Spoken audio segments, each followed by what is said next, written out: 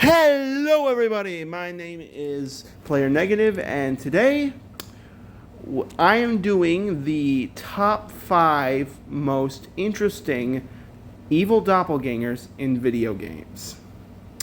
Now, I'm going to do an in-depth deep dive on each character and explain some of the misconceptions and ideas surrounding said character. Starting off, number 5, Dark Link. Dark Link first appeared in the game Legend of Zelda 2: The Adventure of Link. Why he is considered to be an evil copy, his creation had no evil intent behind it. Originally created by the King of Hyrule before his passing in order to challenge the hero in order to obtain the Triforce of Courage. Many people assume that he exists based off the evil within Link, which honestly makes no sense. If the original version was made to exist as an obstacle, and Link's entire associated trait is courage, it's more likely that he stems from a place of fear, and I can prove it. In The Legend of Zelda: Ocarina of Time, specifically the manga, it explains a situation where Link meets a young child who's relieved to see that the hero has stepped in. However, he explains that he fears that Ganondorf will steal his horse and turn him into a monster for the army. After fighting Dark Link and slashing him down to the ground, Link gets up on Epona in order to bester him in a fight to have the higher ground. However, he seems to manifest his own version of Epona. Now, Dark Link is able to copy any attack Link can dish out. The horse is not an attack that's connected to him. It seems more that he manifests from a sense of fear or doubt, which, if Link is to obtain the Triforce of Courage, as the original statement, then this character must be the representation of the fear that's held within Link. It also explains why certain versions of Link don't have a dark counterpart, specifically Breath of the Wild. You see, in this game, Link is already established to be one of the bravest knights on guard as a bodyguard for Zelda, and generally isn't that scared very often. We see him literally fight entire monsters with nothing more than a Master Sword and no shield at all. And Zelda constantly berates him in one of the memories that there's a fine line between bravery and being stupid, which lines the idea that this version of Link is fearless, hence why he doesn't have a Dark Link copy. So far, different appearances have had different purposes, but so far, the concept of fear makes the most amount of sense. Of a hero who literally represents courage, fear is his only obstacle he must conquer. And why part of that is only a theory, I do have a lot of interesting topics on it. Well, with that out of the way, let's get on to number 4. This doppelganger is not just known for being evil, but also having a very good sense of complexity. I am preferring to the main man himself. You may know him just from a dumb meme with a constant music playing in the background while he goes, I'm of course talking about the one, the only, Metal Sonic. Now, to those of you who didn't watch my Sonic videos, which honestly I wouldn't blame you, but a lot of people don't show up that often, Metal Sonic is the fourth or third of many robot doubles that failed to imitate the Hedgehog. However, Metal, he succeeded. Because unlike the other Metal doppelgangers, the other robots that were tasked with taking out Sonic only implemented his abilities and was built to match them, while Metal Sonic was built to outdo them. And Metal has a very interesting philosophy where I need to bring up a very common and interesting theory a lot of people have on him. You see, since Sonic CD heavily focuses on the concept of time travel and how Eggman's robotic influence basically corrupted most of the future worlds or future stages in the games, it's stated, or at least it's theorized, that Metal Sonic is a version of Sonic that failed to defeat Eggman and was turned into his own personal slave. And why there is a lot of proof that he could do this, it is only just a theory. However, Metal Sonic is believed to be, in his eyes, Sonic perfected. He believes that Sonic is nothing more than a scrambled copy of him, which leads into a lot of interesting concepts. And throughout the game, he tries to prove himself to this degree in a very different manner. In the classic games, he just shows up every once in a while for a boss fight in a race. However, in Sonic Heroes and in Sonic Adventure, there's a very different situation for him. Metal Sonic basically decides to rebel against Eggman and try to take the Empire by force on his own. And why this doesn't generally work, he's kind of very intimidating. Unlike Eggman, who's kind of a weird mix between being cynical and being insane, he generally has Metal Sonic kind of acts similar to a dynamic of Darth Vader and Emperor Palpatine, where Emperor Palpatine is the brains and the man running everything, and Darth Vader is the right-hand man. And Metal Sonic clearly portrays that insanely well, because when he does decide to side with Metal Sonic, and later doesn't have those limitations that made him rebel, he still chooses to follow him and fight for him, no matter how questionable his choices are. He's very aggressive and generally vicious towards Sonic. Throughout multiple games, he basically acts as Eggman's right-hand man and as someone who is very capable. Because unlike every robot Eggman's built, Metal Sonic isn't easily destroyed. He keeps coming back no matter how bad things get. He's more capable than anything Eggman's ever created. And yet, there still seems to be a portion of a soul in him. Another thing that backs up the theory that he is a version of Sonic that was turned into a robot forced to serve him is the fact he can use the Chaos Emeralds. In Sonic Adventure 2 and in Sonic Heroes, it's stated that basically the Chaos Emeralds can only be used by a being with a heart and a soul, which would suggest that Metal Sonic is more than just a machine. Not only that, but he also seems to have his own personality and free will that's not immediately limited or tarnished like everything else Eggman has built. Overall, he's generally intimidating. He doesn't really talk in his normal form. In other versions or other iterations, he's able to talk when he becomes more powerful. And generally, he's very, very incriminating. He mirrors Sonic in an opposite sense. In a way, is a very twisted version of him. His whole thing is that instead of representing freedom and the idea of your own choice, it's more of a sense of servitude. Overall, multiple games have framed him to become very intimidating and a threat to be reckoned with. And while the comics bounce with its inconsistencies here and there, you know for a fact that this guy is no one to mess around with. Especially when he turns into this monstrosity, which he willingly chooses to do this in multiple accounts with a lot of power, even though it taxes on his body and can virtually destroy him. He does everything for the sake of Eggman, even when Eggman isn't in agreement with it, which leads into a lot of ethical questions we get about this character.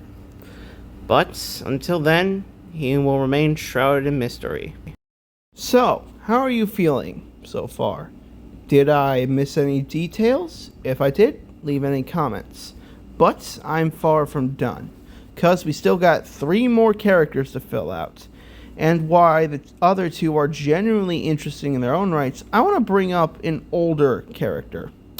Say it's 1992 or 1993, and the Sega Saturn just came around. Perhaps many of you recognize something from this era. Anything in particular? Anything at all? Maybe this? To the untrained eye, this may look like a simple plush to you. But to many, this is a monster, a trickster, evil incarnate in a wolf in sheep's clothing. This is the Tails doll. Originally a bonus character you could collect in Sonic R for the Sega Saturn, this little Muppet or creepy ragdoll plush of Tails has some pretty interesting origins. Inspired by the concept designs for the shooting Tails in the gallery of Sonic Adventure 2, this character genuinely existed with no explanation on where it came from. The character doesn't even look like a robot. It wasn't even built with Tails in mind, but rather to distract and trick Sonic in a last-ditch effort to chase him. However, it's also generally believed that this is either a possessed monster or something else, because in various comics and other iterations of it, it's stated that Eggman doesn't remember putting the thing together and just woke up with it in the room. There's been statings in certain games about a curse that comes when you play the game as this doll. Specifically, if you beat the game at 100% on the GameCube version, which, get this, people made up the story that Miyamoto sealed the thing away like it was the nine-tailed fox from Naruto within the GameCube disc. But what is generally known about this character is next to very little. In various versions of the comics, it can transform into hideous monsters, and also, it just looks weird. Its still eyes, its simple colors, its crude stitching, everything about this screams creepy to you. And if that's not enough, here's a simple shot to give you an idea of how it moves. Rather than all the runners on foot or any of the robots, it looks a lot like a ragdoll swinging back and forth. It's stated in the game a long time ago, posted on a forum for the game, that the doll itself, if you tagged 5 characters in the time attack mode and beat the game as this plush, you would summon the curse. The concept was generally a little bit jarring, but people started noticing things within these forums. The stories wrote that the curse will start off pretty simple. You'll have one day of a simple, mundane form of bad luck, and then, later during the night, it would come for you, though there were a few ways to defeat it. Number 1, in some of the creepypastas talking about this character, was letting it burn out in the sun. Other ways was, get this, using a copy of Shadow the Hedgehog like a crucifix to kill it. Why this is all just internal myths, it did add to the doll's creepiness and weird action. From there, it was cemented as one of the horror stepping stones of the Sonic community, as well as a lot of questions surrounding its mystery. Some people believe the reason it's a plush and not a Metal Sonic variant is because since Eggman and the American audience didn't know that Tails was a genius or a technician, that it was made to weaponize Tails' cute factor. And honestly, why that is interesting, it pairs in comparison to the next 2 characters we're going to talk about on this list. Now, this next character has baffled people for years. It was a cult classic back in the earlier days, and it's something within the video game people tend to talk about as an inside joke and an interesting character. He's the myth of one of the most well-played video games in America, and in the world for that matter, Minecraft's own Ben Drown, Herobrine. Similar to the Tails doll, the character just showed up one day without any origin. There was no guide, there was no understanding. Heck, there was reports that it wasn't even in the game's code. One day, a random Minecraft player was minding his own business when he noticed a strange, blank Steve skin with emptied white eyes staring at him off in the distance, and then walking away as soon as he got close. He also had a tendency to sometimes build strange structures that didn't make sense, or glitches or things that messed with the game's anomalies. And while many people, including me, have seen similar actions to this, they're not exactly the same and could be chalked up to just glitches. Overall, this character became a mainstay and a massive import of Minecraft's community and history. It's stated that he's a monster, a random glitch, a dead developer, or, as a lot of myths have said about him, the dead soul of Notch's brother, the creator of Minecraft. While many people love to chalk the character up to just a myth, there's no denying the fact that he is very much indeed real. In various versions of the game, physical editions back in the earlier days, you could actually make him out to be on the box art. Not to mention, newer versions of the game have a patch literally called Remove Herobrine. If the guy never existed, why would the developers create code dedicated to get rid of him? Answer me that. Not to mention a live stream video I once saw where a player navigated the Far Lands, which is basically where the end of your world that when it generates comes from. He actually seems to be lying there. However, there's a collision wall that prevents you from going there. A good way to bypass it is by using an ender pearl and passing through the collision.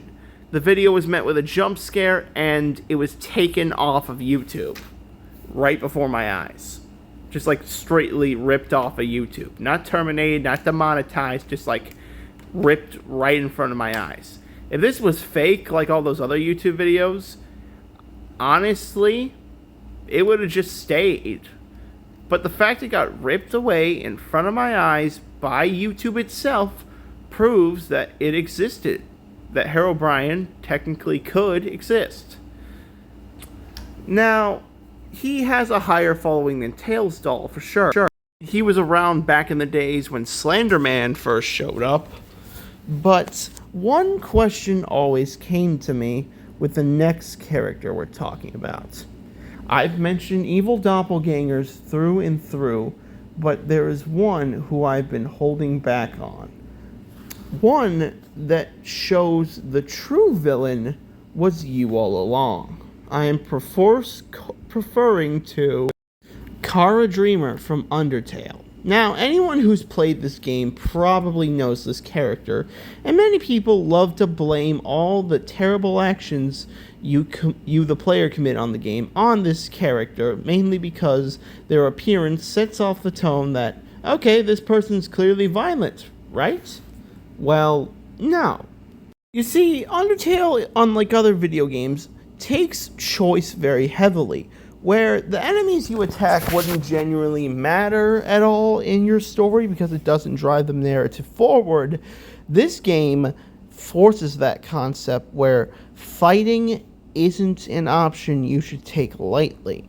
The game has 3 routes. The pacifist route, where you spare every enemy and try to make it out with only level 1. The neutral route, where you take some enemies out and spare others. And the trying not to get banned here, no mercy route, which basically means you go Rambo on every character you meet. Now, the game focuses on the concept that the characters you're fighting are quote-unquote monsters, and that generally the idea is that you should fight them. However, the game tries to discourage you this idea, showing them that people can be redeemed. However, in the bad ending of the game, it's considered that generally, all this time you were fighting them, the real monster of the situation was you. And this character is meant to elevate that, considering they are an exact mirror of the main player's violent tendencies for taking this option, for making this choice. If you want a good comparison, here's a picture of what the main character looks like next to this design. And the game itself basically parallels this by making them look like your sprite design. The idea of the game is trying to get you to understand the concept that your actions have consequences, and this character exists to show you what you've become from choosing the worst possible option. And that's why I rank this character on number 1. Hey here, Player Negative. I hope you enjoyed the video. Don't forget to like, comment, and subscribe. And ask me what you think I should do for another video next in the comments below. Till then, see you later.